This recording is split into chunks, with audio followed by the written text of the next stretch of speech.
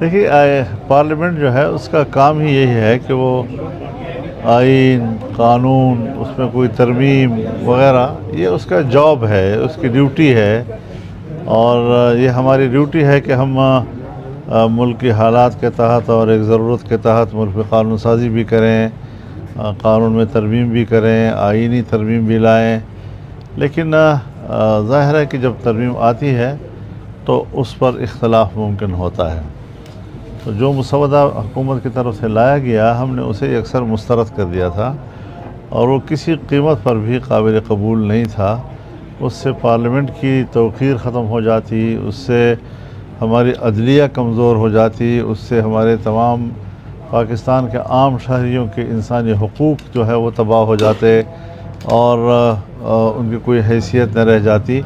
تو ظاہر ہے کہ ہم اسمبلی میں اس لیے تو نہیں ہے کہ ہم عوام کے خلاف کوئی ترمیم پاس کریں، بلکہ عوام کے مفاد میں ہم نے سب کچھ کرنا ہے، ملکی مفاد میں ہم نے سب کچھ کرنا ہے، تاکہ یہاں پر ایک پرامن معاشرہ تشکیل دیا جا سکے، اور جو چیزیں وقت کی ضرورت ہوتی ہیں ہم ان ضرورتوں کو ترجیح دیں۔ یہ نہیں کہ ہم کسی ادارے یا کسی محکمے کو طاقتور بنانے کے لیے قانون بنائیں، اور غیر ضروری طور پر ان کو اختیارات دینے کے لیے ہم کوئی قانون بنائیں، بلکہ تمام اداروں کے درمیان توازن پیدا کرنا اور ملک کے اندر ایک متوازن سیاسی ماحول پیدا کرنا، یہ ہمارا ایک مقصود ہوتا ہے، یہ ہماری ڈیوٹی ہوتی ہے، یہ ہماری ذمہ داری ہوتی ہے۔ اب الحمدللہ ایک لمبی چوڑی گفتگو اور مذاکرات کے نتیجے میں جو مسودات اس وقت شیئر کیے گئے ہیں مسلم لیگ نون کی طرف سے بھی، پاکستان پیپلز پارٹی کی طرف سے بھی، جمعیت علماء اسلام کی طرف سے بھی، تو اس میں کافی اب ہم آہنگی تقریباً پیدا ہو چکی ہے، اور جو چیزیں ہم نے مسترد کی وہ واپس ہو چکی ہیں، اور جو چیزیں ہم نے مطالبہ کی تھی وہ قبول ہو جائیں گے انشاءاللہ۔ تو پھر بھی کل 15 ہے انشاءاللہ، میں کراچی میں کل بلاول بھٹو صاحب سے ملوں گا، اور پھر یہاں سے میں سیدھا لاہور جاؤں گا، میں میاں نواز شریف صاحب سے بھی ملوں گا وہاں پہ، پھر میں اسلام آباد جاؤں گا تو وہاں پر پی ٹی آئی کے ساتھ ان کی قیادت جو موجود ہے ان سے بات کروں گا، اور اس طریقے سے ایک اتفاق رائے پیدا کرنے کی ایک کوشش ہے، تاکہ ملک میں کوئی ایک آئین کی ترمیم کی وجہ سے کوئی ہنگامہ آرائی نہ ہو، کوئی اختلافات نہ ہوں۔ اور اس سے پہلے 18ویں ترمیم آپ کو یاد ہوگا، 18ویں ترمیم میں بھی کوئی ہمیں 9 مہینے لگ گئے تھے۔ جب 18ویں ترمیم میں ہمیں 9 مہینے لگ گئے تھے تو اب 26ویں ترمیم میں ہمیں 9 دن تو دے دینے چاہیے کہ ہم اس میں دیکھ سکیں، اس کا نوک پلک ٹھیک کر سکیں، اس میں کوئی غلطی ہے تو اس کو نکال سکیں، کوئی اچھی بات ہے تو وہ ڈال سکیں اس کے اندر۔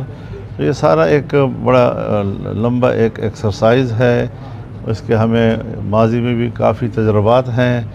بعض دفعہ ہمیں کچھ چیزیں طے کرنے کے لیے، خارجہ پالیسی کے اصول طے کرنے کے لیے 6 مہینے تک ہمیں کمیٹی روم میں بیٹھنا پڑا۔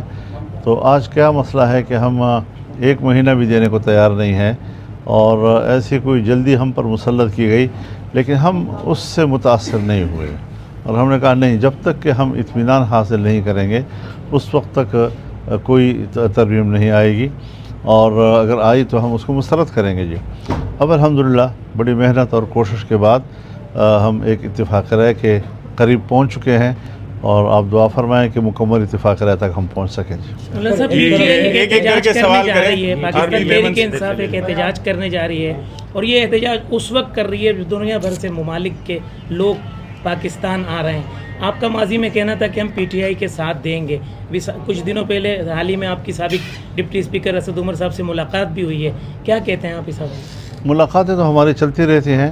میں نے ایک اپیل کی تھی کہ کوئی بھی مظاہرہ ہو، احتجاج ہو، اس کو شنگھائی تعاون تنظیم جو ہے اس کے سربراہان کے پاکستان کی سرزمین سے رخصت ہونے کے بعد تک ملتوی کر دیا جائے۔ تو پہلے بھی ایک مظاہرہ ہوا جس کے کوئی اچھے نتائج سامنے نہیں آئے، اس سے کوئی اچھا ماحول نہیں بنا، اور اب بھی جب مہمان یہاں پر موجود ہوں تو میں اب بھی دوبارہ اپیل کروں گا کہ وہ ایسے موقع پر کوئی احتجاج نہ کریں. چند دن کے لیے مؤخر کیا جا سکتا ہے اور کوئی اتنی بڑی مشکل پیدا نہیں ہوگی اس سے. تو مجھے امید ہے کہ وہ ہماری اپیل کی قدر کریں گے. سر سندھ کے دورے پر آپ آئے ہیں تو میرپور خاص ڈویژن کا انتخاب کیا ہے، کیا سمجھتے ہیں اس وقت جو آپ کے آنے کی ضرورت پیش ہوئی، اور کیا مین کوئی پیغام دینا چاہ رہے ہیں آج اس دورے کے بعد؟ دیکھیے 14 اکتوبر کو ملک میں 14 اکتوبر سے کبھی آگے پیچھے بھی ہو جاتا ہے، حضرت مفتی صاحب رحمہ اللہ کی یاد میں ایک کانفرنس منعقد کی جاتی ہے، تو کبھی ایک صوبے میں، تو کبھی دوسرے صوبے میں، تو کبھی تیسرے صوبے میں. تو اس دفعہ سندھ کی جماعت کا بڑا اصرار تھا، اور خاص طور پر میرپور خاص کی جماعت کا، کہ یہاں میں کافی عرصے سے نہیں آیا ہوں، تو یہاں آ کر اب یہاں کانفرنس منعقد کی جائے. تو یہ کانفرنس ہوگی، اور جب مفتی صاحب کے عنوان سے کانفرنس ہوتی ہے تو ان کی ہم جہت زندگی کو زیر بحث لایا جاتا ہے. ظاہر ہے کہ وہ جہاں ایک عالم دین تھے، جہاں وہ ایک فقیہ تھے، جہاں وہ ایک محدث تھے، اور اس حیثیت میں جو انہوں نے کامیابی کے جھنڈے گاڑے اپنی زندگی میں، پھر سیاسی میدان میں تو ظاہر ہے کہ انہوں نے ملک میں ایک بڑا مقام پیدا کیا، اور انہوں نے جو نقوش چھوڑے ہیں وہ پوری قوم کے لیے قابل تقلید ہیں. اور اس میں ظاہر ہے کہ ملک کے اندر امن و امان کا ماحول ہو، ایک اچھا جمہوری ماحول ہو، پارلیمانی کردار ہو. انہوں نے اپنے پارلیمانی کردار سے آئین بنایا، اس آئین پر انہوں نے دستخط کیے، ختم نبوت کا مسئلہ حل کیا انہوں نے، پھر بین الاقوامی سطح پر ساری زندگی انہوں نے فلسطین کے کاز کی حمایت کی، اور اسرائیل کی جارحیت اور ان کے قبضے کے خلاف انہوں نے اپنی توانائیاں جو بھی تھی ان کی سیاسی وہ صرف کی انہوں نے. تو آج بھی ہماری اس اجتماع میں مفتی صاحب کے انہی نظریات کی بنیاد پر جہاں ہم ان کی شخصیت کو زیر بحث لائیں گے، وہاں پر ہم ان کے کردار کو بھی، چاہے وہ علمی حوالے سے ہو، چاہے وہ سیاسی حوالے سے ہو، چاہے وہ امن کے حوالے سے ہو، چاہے وہ پارلیمانی نظام کے حوالے سے ہو، جمہوری حوالے سے ہو، اسلام کے لیے ہو، ختم نبوت کے لیے ہو، فلسطین کے لیے ہو، امت مسلمہ کے لیے ہو، ان سب کے لیے ان کے نظریات کو سامنے رکھتے ہوئے ہم نے گفتگو کرنی ہوگی، تمام مقررین نے گفتگو کرنی ہوگی، اور انشاءاللہ ان کا یہی پیغام اگلی نسلوں کے لیے نشان راہ بنے گا، اور ان کے لیے اپنا مستقبل سنوارنے کا سبب اور ذریعہ بنے گا انشاءاللہ. بہت شکریہ جی، بہت شکریہ، تھینک یو ویری مچ جی، تھینک آپ یو. سندھ میں آئے ہو اور ادھر انتہا پسندی کی ایک لہر اٹھی ہے، اور ماروائے عدالت قتل ہو رہے ہیں توہین رسالت کے حوالے سے، اور کل اس کے رواداری امن ریلی بھی نکلی. ابھی یہ سندھ میں ایسا ماحول بن رہا ہے، اس حوالے سے آپ کیا کہیں گے؟ دیکھیے ہم تو سوچتے ہیں کہ کہیں بھی انتہا پسندی نہیں ہونی چاہیے.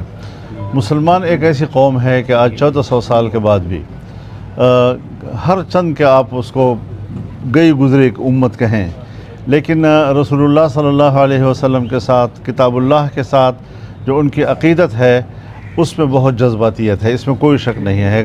اور ایسی مضبوط کمٹمنٹ دنیا میں کہیں نہیں پائی جا رہی، کسی مذہب میں نہیں پائی جا رہی. تو کچھ لوگ اگر اپنی رائے رکھتے ہوں اور ان کو پتہ ہو کہ مسلمان اس پر مشتعل ہوتا ہے، ان کو بھی انتہا پسندی نہیں کرنی چاہیے، ان کو بھی قانون کا احترام کرنا چاہیے. رسول اللہ صلی اللہ علیہ وسلم کے ناموس کو آئین میں تحفظ دیا گیا ہے، کیوں آئین کے اس حصے کا احترام نہیں کیا جا رہا؟ ہاں اگر ایسا کوئی واقعہ ہو جاتا ہے تو جیسے آپ نے دیکھا کہ کوئٹہ میں پوری جمعیت علماء اسلام تھانے کے سامنے کھڑی ہو گئی تاکہ پبلک کو روک سکیں اور کوئی خود کارروائی نہ کر سکیں جی. لیکن جب اس نے پولیس کے سامنے بھی ایسی خرافات بکیں تو پولیس مین نے جذباتی ہو کر ان کو قتل کر دیا جی. تو اس طریقے سے کچھ ایک مافیا ہے ملک کے اندر جو مذہب کے خلاف ہے، اور ایسے مواقع پر وہ پھر مذہبی لوگوں کی کمزوریوں کو تو اچھالتا ہے، لیکن مذہب دشمن لوگوں کے حوالے سے ان کی انتہا پسندی کا نوٹس نہیں لیتا بلکہ انہیں سپورٹ کرتا ہے. تو اس جنگ میں ان کا رویہ بھی انتہائی قابل مذمت ہے اور انتہائی جارحانہ ہے. اسلام کے حوالے سے ہم کوئی کمپرومائز کسی کے ساتھ نہیں کرتے. اس کی عزت، اس کے ناموس، رسول اللہ صلی اللہ علیہ وسلم کے ناموس، اس کے لیے جنگ لڑیں گے. हर हालत में लड़ेंगे। इसको कोई इंतहा पसंदी कहता है तो लाख दफ़ा कहे, वो ख़ुद इंतहा पसंद हैं। हम उनको भी एहतराम करना चाहिए। हम भी दूसरे मज़ाहिब का एहतराम करते हैं। हम हज़रत ईसा अलैहिस्सलाम को अल्लाह का नबी मानते हैं। हम उन पर नाजिल हुई किताब इंजील का खुदा की किताब समझते हैं। हम हज़रत मूसा अलैहिस्सलाम की नबूवत पर ईमान लाते हैं। हम उन पर नाजिल हुई किताब तौरात पर ईमान लाते हैं। तो जिस तरह हमारे उन अम्बिया के बारे में अक़ीदत व एहतराम है, उनकी किताबों का एहतराम है, उनको हम आसमानी किताब समझते हैं, तो फिर रसूलुल्लाह सल्लल्लाहु अलैहि वसल्लम और कुरान मजीद को भी इतना ही एहतराम मिलना चाहिए। जब कोई इसका एहतराम नहीं करता तो इससे फिर फसाद पैदा होते हैं।